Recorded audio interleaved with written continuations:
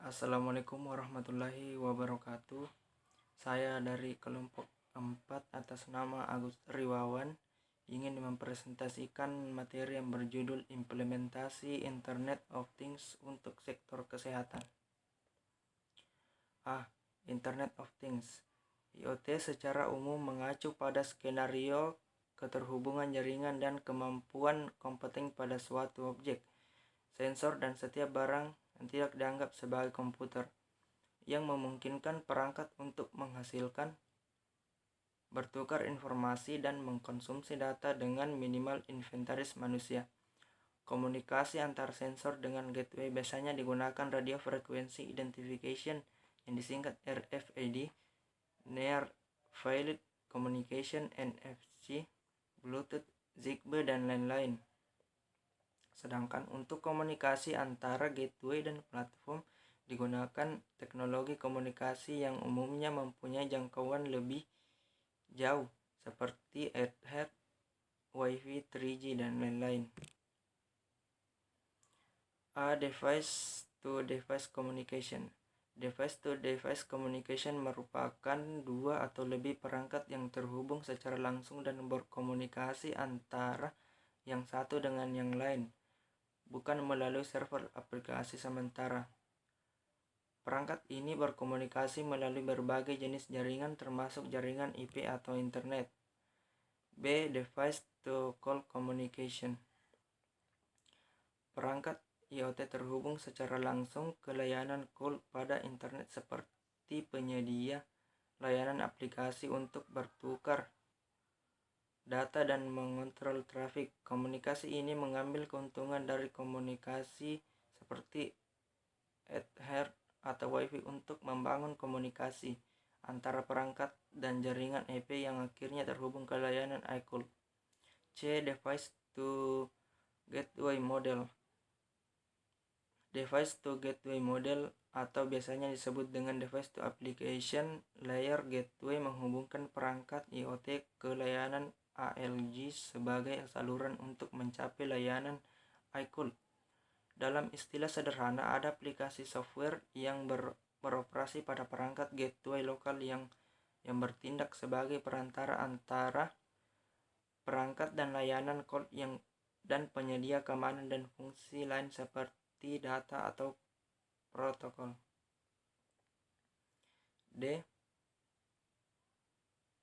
Back-end data sharing model. Model back-end data sharing merupakan arsitektur komunikasi yang memungkinkan pengguna untuk mengirimkan dan menganalisis objek data dari layanan call terkombinasi dengan data sumber lain. Model ini merupakan perluasan dari model komunikasi single device to call di mana perangkat IoT dapat menggunakan data hanya pada penyedia layanan aplikasi tunggal. Arsitektur back-end sharing mengizinkan data terkumpul dari sebuah perangkat IoT yang kemudian dianalisis. Privasi dan keamanan. Penggunaan teknologi IoT dalam pelayanan kesehatan diharapkan membawa kenyamanan bagi pasien, dokter karena berbagai aplikasi seperti pemantauan real time, sistem manajemen informasi pasien, dan sistem manajemen kesehatan. Peralatan medis dalam teknologi health seperti perangkat yang dipakai. Wearable device dapat dihubungkan ke teknologi IoT untuk memantau jarak jauh, pemantauan real time, dan komunikasi medis secara online. Privasi berarti bahwa pasien memiliki hak untuk menangani penggunaan informasi pribadi mereka, ceng dan uang. Sementara keamanan data berarti perlindungan informasi pribadi terhadap kehancuran disengaja atau melanggar hukum atau kerugian yang tidak disengaja, perubahan pengungkapan yang tidak sah atau akses karena pentingnya data pasien maka harus dilindungi terhadap kegiatan-kegiatan berbahaya. Framework IoT kesehatan. IoT untuk sektor kesehatan di Indonesia saat ini sudah diterapkan oleh Kementerian Kesehatan, yaitu Telemedicline. Layanan Telemedicline ini sudah menjadi program sejak tahun 2012 dengan tujuan meningkatkan akses dan layanan kesehatan masyarakat, khususnya daerah rural, di mana akses antara puskesmas atau rumah sakit kelas D jauh dari rumah sakit rujukan.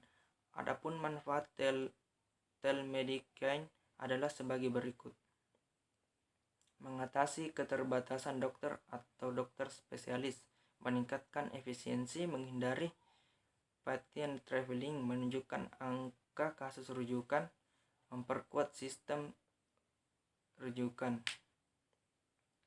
dapat mengatasi masalah waktu atau keterlambatan diagnostik, mengatasi keterbatasan secara waktu atau keterlambatan sebagai usaha pendidikan kedokteran, mempermudah monitoring pasien dan home care. Adapun untuk sektor kesehatan, komponen atau layer-layer dari IoT di Indonesia dalam kurun 5 tahun adalah sebagai berikut: 1. Application layer, 2. Service support and application support layer, 3. Network layer, 4. Device layer. Kementerian Kesehatan telah membuat program telemedicine peruntukan daerah rural meliputi tele-EKG, teleradiologi, tele-USG sampel, dan telekonsultasi. Tele-EKG berfungsi untuk membantu menangani pasien penyakit jantung. Teleradiologi berfungsi untuk membantu menangani pasien penyakit saluran pernafasan. Tele-USG berfungsi untuk membantu penanganan ibu hamil. Sedangkan telekonsultasi berfungsi untuk memberikan layanan konsultasi antara dokter umum yang ada di rumah sakit fokus TK dengan dokter spesialis. Yang C. Privasi dan keamanan. Penggunaan teknologi IoT dalam pelayanan kesehatan diharapkan membawa kenyamanan bagi pasien dan dokter karena berbagai aplikasi seperti pemantauan real time, sistem manajemen informasi pasien, dan sistem manajemen kesehatan, peralatan medis, dan teknologi health seperti perangkat yang dipakai, wearable device, dan menghubungkan ke teknologi IoT untuk memantau jarak jauh, pemantauan real time, dan konsultasi medis secara online. Privasi berarti bahwa pasien memiliki hak untuk menangani, sementara keamanan data berarti perlindungan informasi pribadi terhadap kehancuran disengaja atau melanggar hukum atau kerugian tidak disengaja, perubahan, pengungkapan yang telah sah, atau akses. Karena pentingnya data pasien, maka harus dilindungi terhadap kegiatan-kegiatan berbahaya.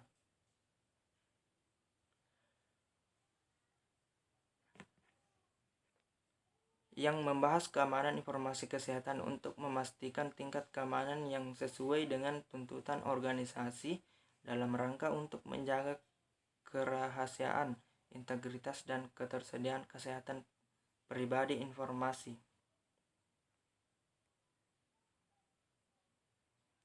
A. Kepatuhan. B. Sistem informasi akuisisi, pengembangan, dan pemeliharaan. C. Kontrol akses. D. Komunikasi manajemen operasi. E. Informasi kebijakan mengkoordinasi keamanan informasi, manajemen aset, keamanan fisik dan lingkungan. F. Pengelolaan insiden, kemampuan informasi, sumber daya manusia. 1. Security capabilities, kemampuan keamanan dalam teknologi IoT, terutama dalam perangkat IoT. Kesehatan harus memenuhi persyaratan sebagai berikut: confidentiality, kerahasiaan memastikan tidak dapat diakses informasi medis untuk penggunaan yang tidak salah. B. Integritas memastikan bahwa data medis yang diterima tidak diubah dalam transit. Selain itu, integritas data dan konten yang tersimpan tidak boleh dikompromikan. C.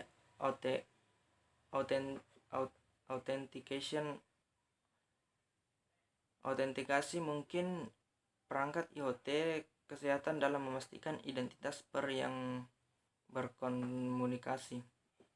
D.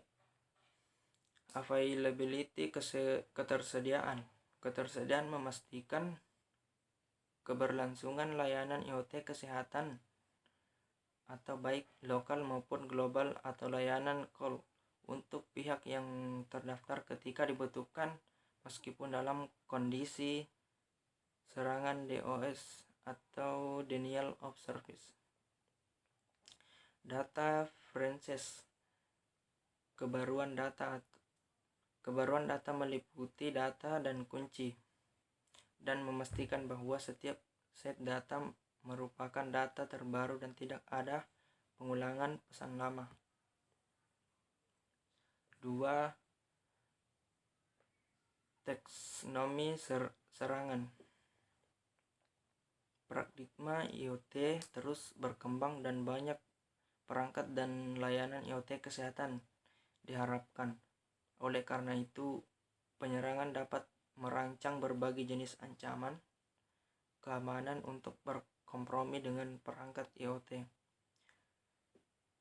medis yang ada maupun yang akan datang. Beberapa ancaman yang datang ada yang dapat diprediksi dan ada juga yang sulit diprediksi. Berikut adalah klarifikasi ancaman yang berpotensi berdasarkan informasi host dan jaringan.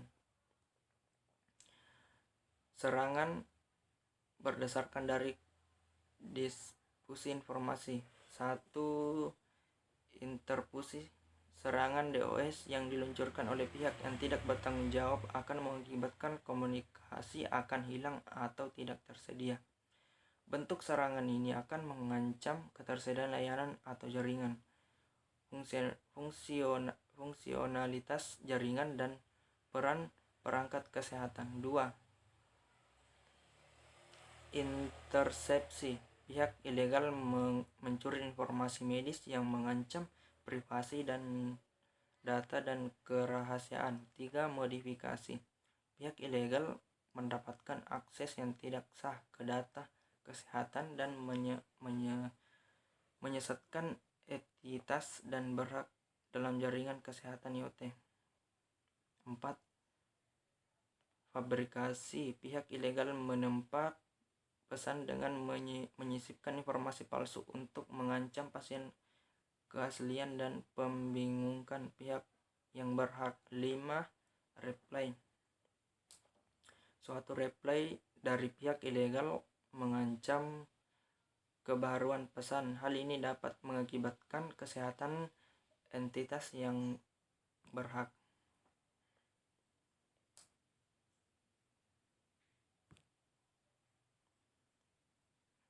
C. Serangan berdasarkan properti